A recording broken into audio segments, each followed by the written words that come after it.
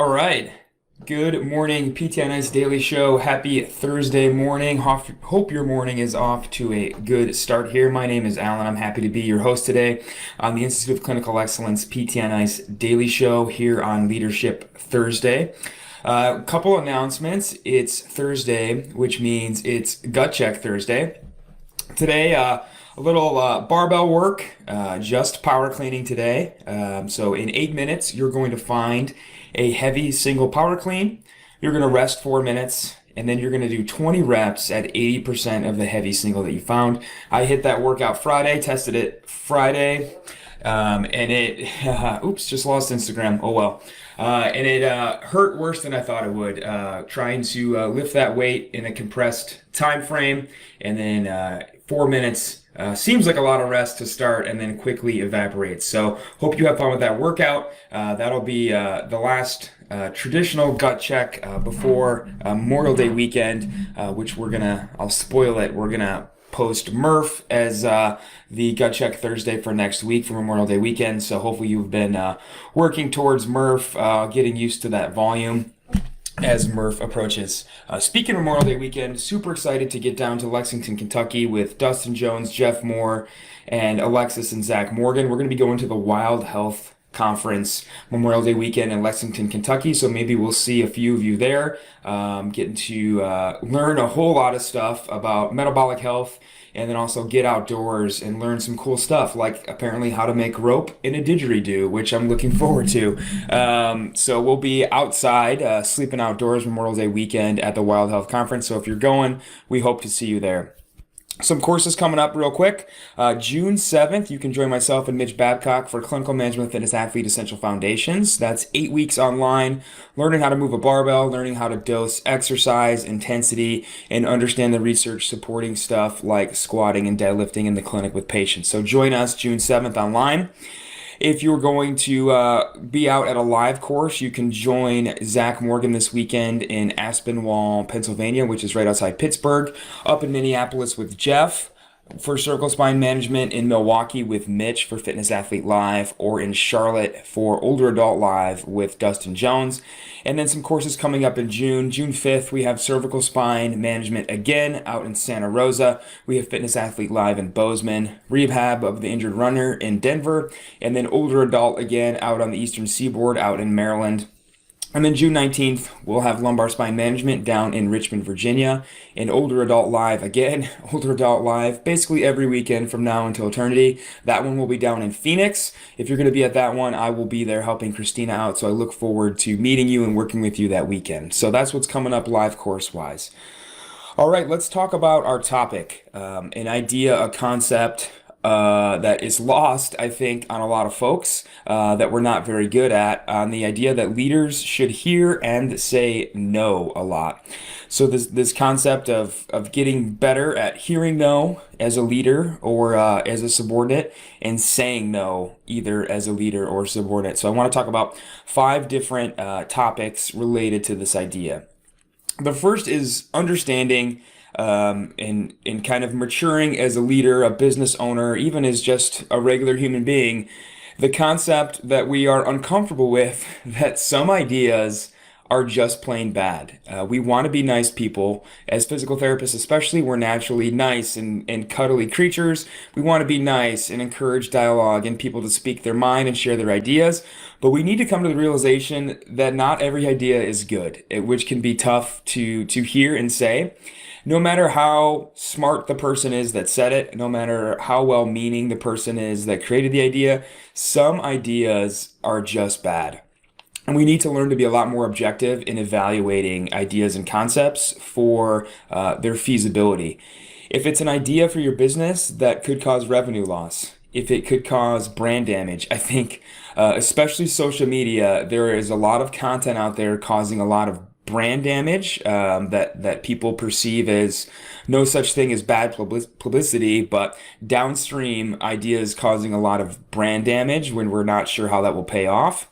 or if an idea will create an unsustainable logistical burden. It seems like a good idea, but you're thinking, I have no idea how we're going to pay for this or how we're going to set up the logistics to keep this idea running. If that's the idea that's being presented to you, it's probably a bad idea. We do need to offer clear reasoning, especially using data about why that may be a bad idea, but we do need to learn to say no to bad ideas and recognize that some ideas, maybe most ideas, are just bad for whatever reason that we talked about. Could cause money loss, could cause brand damage, could be unsustainable as a long-term idea. We need to learn to say no to those ideas. We also need to get more comfortable with the concept that some good ideas just need to die. Maybe an idea at the time seemed good, but after evaluating its implementation, maybe it turns out, you know what, this is not a good idea, or this is not a good idea anymore. We need to say no to this idea. So some ideas can be really fantastic at initial review, but they may create a cost or logistical burden. Maybe you can see that happening, or maybe you put it into practice and it starts to happen afterwards, and we need to learn to say no to those ideas. Some concepts that I think of in physical therapy are the idea of having people come in and paying a lower amount of money for just some manual therapy work, soft tissue work, dry needling, whatever. That seems like a good idea. And maybe it's something you put into practice when you first open your business, when your schedule is not too busy. But if you have been practicing or running your own business, you know once the schedule gets full, you see those folks on your schedule and you think, wow, I wish that person wasn't there. It's a really bad idea that we still do this, that we still offer the same amount of time for less money for these manual therapy only visits when I could be having a person in that time slot who is going to maybe take the whole hour for a traditional PT visit that's going to generate more revenue. The same idea goes in PT with things like package discounts. It seems like a good idea at the time to offer a discount if somebody commits to a package of visits, but again, as the schedule gets busier, you have those people on your schedule and you're thinking, all right, that is a bad idea. That is what was a good idea at the time that needs to die now. We've made mistakes like that here at ICE. We've had what seemed like a good idea. I'm thinking of the ICE immersion program, where you could pay a flat fee and take as many courses as you wanted. When we were first starting out, that seemed like a fantastic idea. After a while, it became clear that was no longer a good idea and that good idea needed to die. So don't be afraid to look at an idea and say, we need to change on that. It's okay to change your position, right? To incorporate data and decide an idea is no longer good. Sometimes good ideas just need to die. We also need to learn to say no, to recognize, to keep ourselves less burdened, but also to give out opportunity for others. So learning to say no to tasks and learning to delegate is something we need to get a lot more comfortable with. I'm speaking here of personal experience, of the idea that you can't do everything yourself, especially as your clinic grows, even as your own family grows. Maybe you have to learn you can't do everything yourself. You need some help.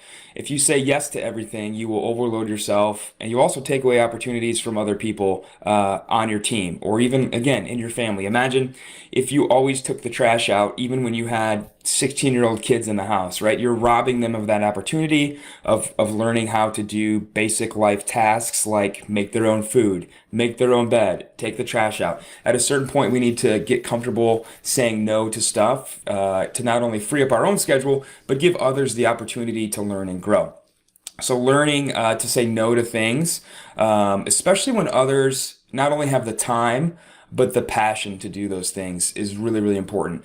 If somebody likes to do something, they want to do something, and they are literally sometimes begging you to take it off your plate, then learn to say no to that task and let them say yes to it. So saying no can empower others to step forward and say yes in your place, which is how organizations grow and become more successful.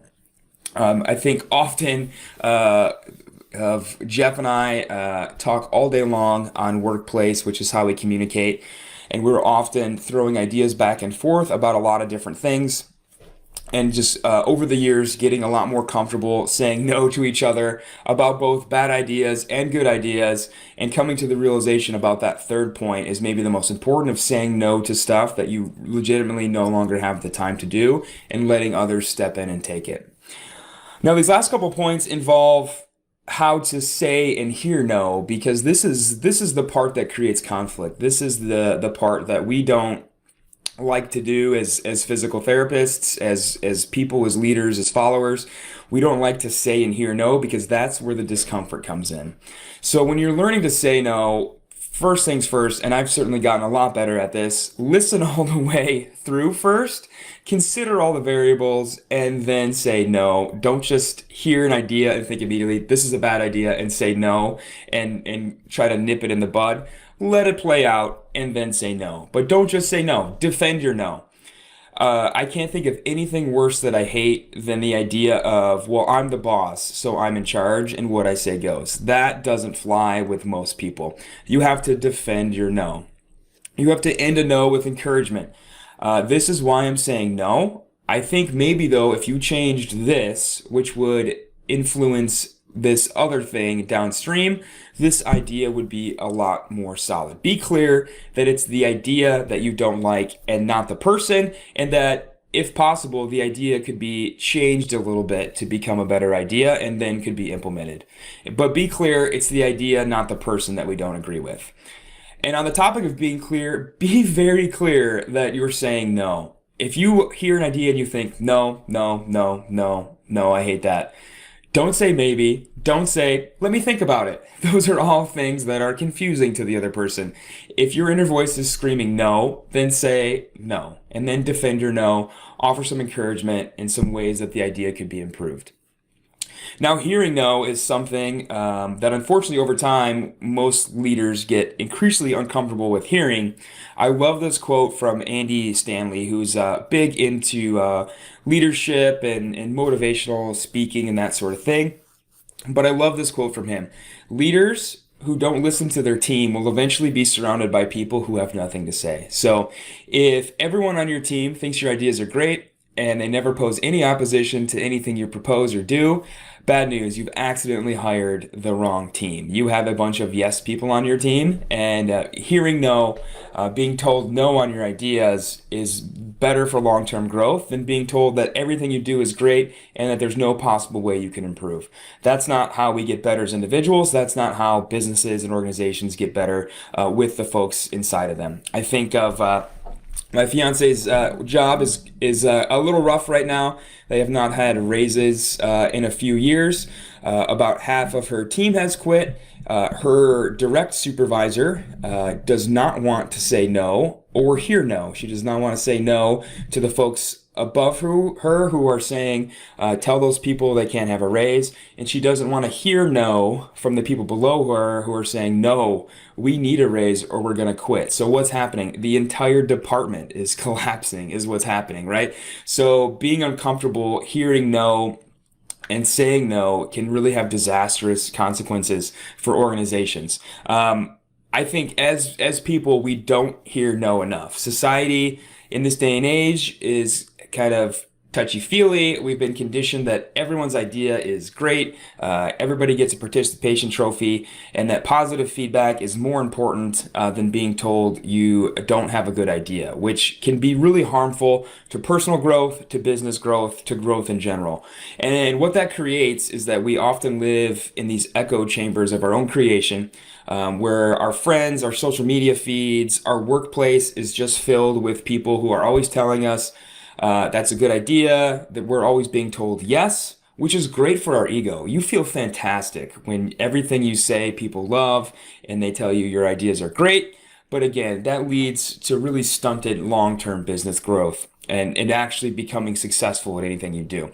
There are a lot of ideas out there on social media that should have been said no to before they got proposed or posted or implemented, which will have harmful consequences on that individual, on that organization downstream, because we are so uncomfortable with hearing and saying no.